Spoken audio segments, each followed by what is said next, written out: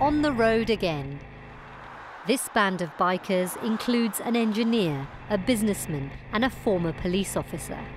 But they're not just easy riders, they work together, delivering urgently needed supplies to hospitals.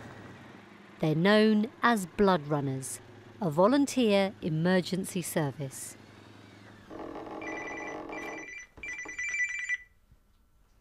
Hello? Oh, good evening. It's blood transfusion at the William Harvey here. On call, every night, every weekend. The number of those calls for help has trebled in the last 3 years. They're ready and they're urgent. They're priority 1. Urgently. OK, I'll leave straight away. Thank you. Bye-bye.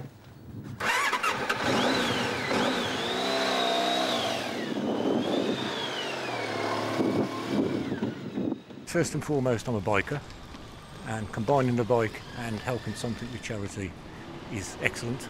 And you get a warm feeling when you leave that hospital knowing that you've been part of a team that's probably helped save somebody's life.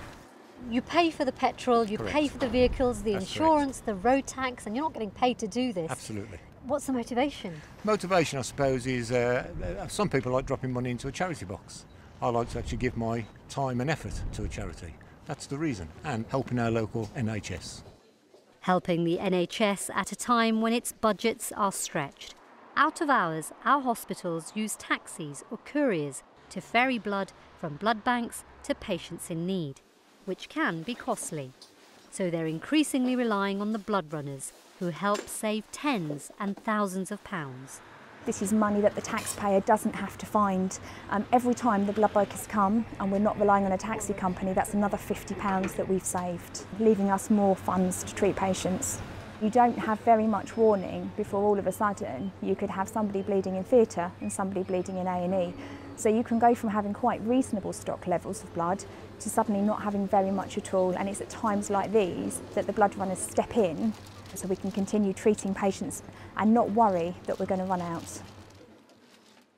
They never run out here either at the Kent, Surrey and Sussex Air Ambulance. Bikers deliver blood here every day, and it means doctors and paramedics can carry out blood transfusions at the scene of an accident. It's a procedure that's usually performed after a patient arrives at hospital.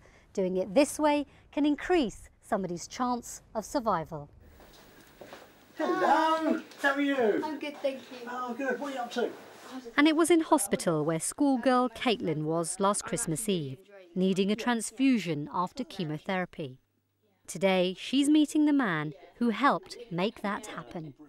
I just want to say a massive thank you, not just for that occasion, but for all of the occasions where not just me, but loads of people need blood and need it as fast as they can get it, because the faster you can have it and the faster it gets into your system, the better your recovery will be and the better you'll feel. She couldn't have had the treatment without having the blood transfusions and the platelet transfusions. You can't do it with chemotherapy. So it is literally a lifeline.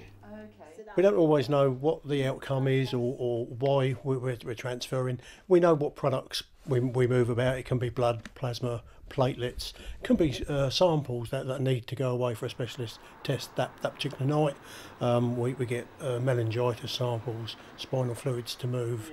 So to actually come along this afternoon and see somebody we've helped, and obviously doing really well, lovely girl, and it's absolutely brilliant, really brilliant. With demand growing fast, the charity is calling for more volunteers to get on board. Nasha Nissa, ITV News.